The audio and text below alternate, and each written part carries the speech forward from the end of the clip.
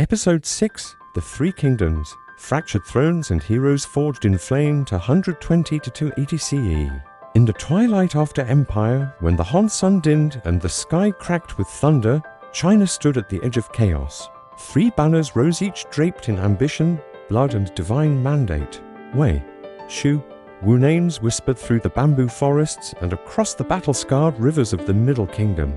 This was not merely an age of war, it was a crucible of legends where strategy, loyalty, and betrayal danced in fire. The Three Kingdoms era was no ordinary time. It was an age when sages became kingmakers, warriors became gods, and dynasties bled into poetry. From Cao Cao's cunning, to Liu Bei's idealism, to Sun Quan's resolve, the land bore witness to a triad of power locked in an endless storm. Let us journey into the era of fractured thrones and phoenix-like rises into the saga that birthed 1,000 stories and echoes even now across scroll and screen. 1. The Han crumbles. Prelude to chaos, the fall of the Han did not come swiftly.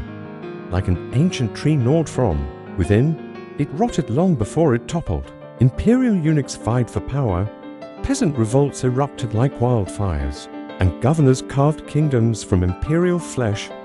In 180 for CE, the Yellow Turban Rebellion surged through the land, a peasant uprising led by Taoist mystics calling for a new heavenly order. Though suppressed, the rebellion shattered central control. The once mighty Han throne, occupied by puppet emperors, became a prize passed between warlords. Among them rose three pillars: Cao Cao of Wei, Liu Bei of Shu, and Sun Quan of Wu. Each would claim legitimacy, each would bleed the land.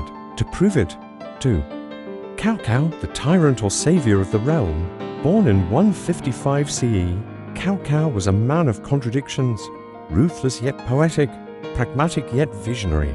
As Chancellor of the Han, he ruled in the name of the Emperor but wielded power like one. He was the first to consolidate true strength, defeating rival warlords and establishing the foundation of what would become the Kingdom of Wei. His governance brought order and reform, yet his methods earned him infamy. To his enemies, he was a tyrant. To his allies, a genius. And to history, a man who blurred the line between villain and hero. 3. Liu Bei, the wandering lord of Shu. If Cao Cao was the hawk, Liu Bei was the dove, an idealist draped in royal lineage, claiming descent from the Han. He began with nothing, a sandal maker, a seller of straw mats. But he rose through charisma, empathy, and an unyielding belief in righteousness. Liu Bei wandered the realm, gathering loyal brothers, most famously Guan Yu and Zhang Fei. Together, they became the heart of a legend, the Oath of the Peach Garden, a vow to restore the Han and protect the people. His rise was slow, his kingdom small, but his ideals gave Shu a soul. For Sun Quan, the architect of Wu. To the south, the lands of Jiangdong bloomed under the House of Sun. After the death of his elder brother Sun, young Sun Quan inherited a realm and a legacy. He proved himself a skilled ruler, flexible, cunning, and politically shrewd. Unlike Liu Bei's romanticism or Cao Cao's dominance, Sun Quan's power lay in balance of war and diplomacy, force and culture. He built Wu into a maritime and economic powerhouse, capable of resisting northern invasions and ruling the Yangtze with iron and silk. 5. The Battle of Red Cliffs, fire on the Yangtze. It was in 208 CE that destiny collided in a blaze, the Battle of Red Cliffs. Cao Cao, commanding a massive force, sought to crush Liu Bei and Sun Quan in one stroke. But the Allies, under the brilliant strategist Zhu Jiliang and the naval genius Zhou Yu, lured Cao Cao into the watery labyrinth of the Yangtze. Fire ships, wind and guile turned the tide. Cao Cao's armada was consumed in flame. His ambitions drowned beneath the river. It was a turning point ensuring the tripartite division of China. 6. The Kingdom of Wei, bureaucracy and iron rule. After Red Cliffs, Cao Cao returned north, tightening his grip on the imperial court. Though he never crowned himself emperor, his son, Cao Pai, would enter 20 CE, marking the official birth of the Wei dynasty and the end of the Han. Wei, centered in Luoyang and later Yi, became the most powerful of the three. It boasted advanced administration, agricultural reforms, and military innovations. Yet its dominance bred complacency and inner strife would fester. Wei may have ruled the north, but the south and west burned with resistance. 7. Shu Hong, the kingdom of virtue. Liu Bei, devastated by the loss of Guan Yu, declared himself Emperor of Shu. Into 21 CE his court, nestled in Chengdu, became a haven for scholars, poets, and idealists. Yet Liu Bei's reign was short-lived. He marched to avenge his brother's death at the Battle of Yiling and suffered a crushing defeat. His son, Liu Shan, inherited the throne guided by the legendary Zhu Zhiliang. Shu was small but spirited. Under Zhu Zhiliang, it launched daring campaigns into Wei territory, hoping to restore Han unity. But fate, like the northern winds, favored no dreamers. 8. Wu, the last to fall. Wu, the southern jewel, enjoyed prosperity and stability under Sun Quan. Into 29 CE, he declared himself emperor, completing the triangle. With its strong navy and fertile lands, Wu resisted northern invasion for decades. It fostered trade with Southeast Asia and maintained its own cultural identity, blending Confucian ideals with southern traditions. Yet after Sun Quan's death, succession crises and factionalism weakened the kingdom. The tide, once held at bay, began to rise. 9 legends forged, heroes immortalized. Few eras in Chinese history gave birth to as many legendary figures as the Three Kingdoms. Guan Yu, the red-faced warrior with his green dragon crescent blade, became the god of war. Zhu Zhiliang, the sleeping dragon, symbolized wisdom beyond time. Sima Yi, the Wei general, became the shadow behind a dynasty. These names live on not merely in history books but in temples, novels, and video games. The line between myth and memory blurred, and the tale became eternal. Enjoying the saga? If you're moved by these echoes of ancient war and wisdom, don't forget to like, subscribe, and comment what story you'd like us to explore next. Your voice helps shape this journey through time. Point 10. The rise of the Sima clan shadows beneath Wei. While Shu and Wu fought bravely, the true threat to Wei came from within. Sima Yi, a brilliant but cautious general, served under Cao Pai and his successors. He waited, watched, and when the time came, seized power through cunning, coups. His descendants would complete the work. Into 65 CE, Sima Yan overthrew the Wei emperor and founded the Jin dynasty. The balance had tipped. 11. The fall of Shu and Wu, the end of 3.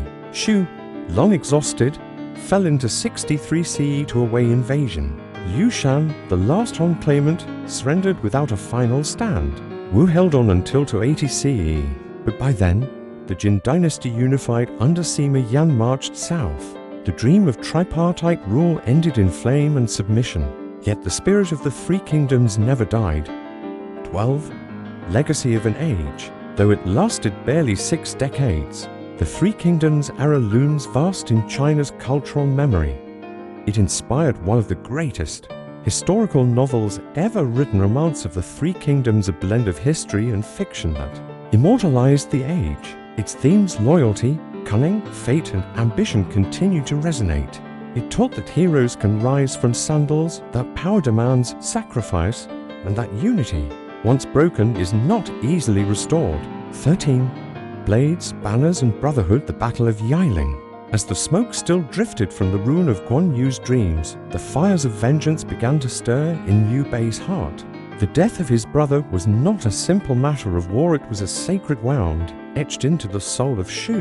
Into 22 CE, Liu Bei launched an all-consuming campaign against Sun Quan. Over 40,000 men marched under the Shu banners toward the eastern borders, toward the riverlands held by Wu. What followed was not merely another battle, but an epic confrontation known to later poets and historians as the Battle of Yiling.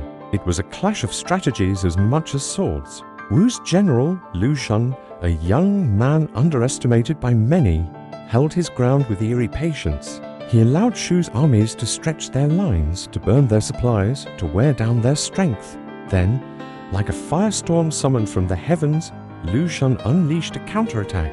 Forests were set ablaze. Camps were swallowed in flame. Liu Bei's great army was routed. The man who once defied fate now fled into the wilds, bitter and broken. In the quiet that followed, Liu Bei took refuge in the white jade halls of Beidi City, where illness crept through his bones. Into 23 CE, the founder of Shu Han passed into legend, whispering final instructions to his son and leaving the burdens of empire to his most trusted companion Zhu Zhiliang. 14. Zhu Zhiliang and the Long March of Heaven's Will. If Liu Bei had the heart of a ruler, Zhu Zhiliang, the Chancellor of Shu, carried its soul. In him was a mind of crystalline precision, a strategist, engineer, economist, and mystical, draped in white robes and crowned with a feather fan. After Liu Bei's death, the empire of Shu stood on the precipice. The boy Emperor Liu Shan was but a child, and enemies pressed from every side. But Zhu Zhiliang ruled as regent with unwavering resolve, invoking not ambition but duty. He reformed agriculture. He suppressed rebellions in the south. He opened roads and built storehouses. Then, when the heavens were calm, he turned his gaze northward to Wei, to the heartland of imperial usurpation. Between 228 and 30 for CE, Zhu Zhiliang launched a series of northern expeditions, military campaigns aimed at toppling the power of Wei. Time and again he crossed the mountains. Time and again his brilliance dazzled the enemy. But fate, the cold patron of this era, would not yield easily. Though Zhu Zhiliang outmaneuvered his foes, the sheer size of Wei's war machine stalled his dream. His health failed. In the heat of the Wuzhong plains he fell, yet his legacy endured.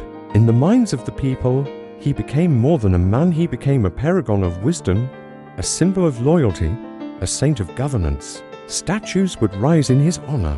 Folk tales would call in the sleeping dragon who soared among mortals.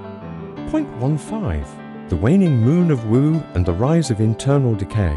As Shu grieved and Wei tightened its grip, the southern kingdom of Wu watched cautiously. Sun Quan, once a prince of promise, now stood as emperor. For a time, Wu flourished. Trade boomed along the Yangtze, and embassies reached the distant lands of Southeast Asia. But beneath the surface, fault lines grew. Sun Quan's later reign saw internal squabbles, succession crises, and noble families feuding for influence. Like the rivers they controlled, Wu's politics meandered, flooded, and sometimes dried under the weight of factionalism. Naval strength alone could not preserve the integrity of the kingdom.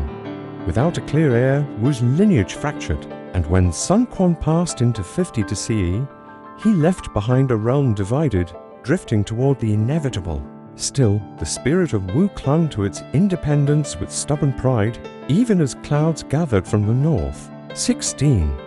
The Iron Will of Sima Yi and the Rise of Jin. While Shu and Wu danced with dreams and despair, within Wei, another drama unfolded, one not of soldiers, but of statesmen. Sima Yi, an aging general who once matched wits with Zhu Zhiliang, became the fulcrum of power in the north. His cunning was not forged in open battle, but in quiet corridors, where loyalty could be bought and betrayal was a blade sheathed in silence. By 249 CE, Sima Yi executed a palace coup, seizing full control of Wei's government. His descendants Sima Shi and Sima Zhao would continue this silent revolution, consolidating authority and stripping the Wei emperors of all but their titles. Then, into 66 CE, the inevitable happened. Sima Yan, son of Sima Zhao, forced the last Wei emperor to abdicate. In his place, the Jin dynasty was born, and so, the dragon that had devoured Han from within now wore its crown. The cycle turned once more. 17. The fall of Shu and Wu, the last echoes of the three. Shu fell first. Into 63 CE, Wei launched a brutal campaign under generals Zhong Hui and Deng Ai. The mountain passes were breached. The capital, Chengdu, was surrounded. Emperor Liu Shan, lacking the resolve of his father, surrendered without bloodshed. 3 years later, into 80 CE, the kingdom of Wu followed. The Jin dynasty marshaled its armies for a final strike. Ships glided along the river like silver-scaled beasts. Cities fell. Resistance crumbled. The last emperor of Wu, Sun Hao, surrendered. For the first time in nearly a century, China was whole again, at least in name. 18. Legends in the ashes, the immortal romance. Though the three kingdoms faded into the mist, their spirits would rise in legend. Centuries later, during the Ming dynasty, A writer known as Luo Guanzhong would pen one of China's greatest novels, Romance of the Three Kingdoms. It was a tapestry of loyalty and betrayal, valor and cunning, destiny and doom. Liu Bei became a benevolent ruler, Cao Cao a ruthless genius, Sun Quan a wise tactician, Zhu Zhiliang an immortal sage, Guan Yu a god of war, Zhang Fei a thunderous warrior. Their stories passed from page to stage, from puppet to poem, from history to myth. Even today, in films, games, operas and tales told under lantern light, the Three Kingdoms live on not merely as rulers of old, but as archetypes of the human spirit. 19. Lessons from the Divided Realm. What does the age of Three Kingdoms leave us? It teaches us that empires rise not solely through swords, but through ideas, dreams, and the fragile bonds of trust, that even in chaos honor can survive, that the lines between hero and villain blur with time, and above all, it shows how memory shapes history, how legends outlive kings. Like three stars in a swirling constellation, Wei, Shu, and Wu lit the skies of ancient China for a moment, brilliant, fierce, and doomed to fade. But in that flickering light, we glimpse eternity. 20. Whispering into the future. Dear listener, if these stories have stirred your imagination, let the past echo louder. Like, subscribe, and comment below. Which tale moved you most? Was it the sorrows of Liu Bei, the might of Cao Cao, the wisdom of Zhu Zhiliang? Let us know what stories you'd like to explore next on Whispers of the Ancients. The saga of Asia is far from over. From the steppes of Mongolia to the Isles of Japan, from the Ganges to the Yellow River, civilizations await their song. The ancients are calling. Will you listen?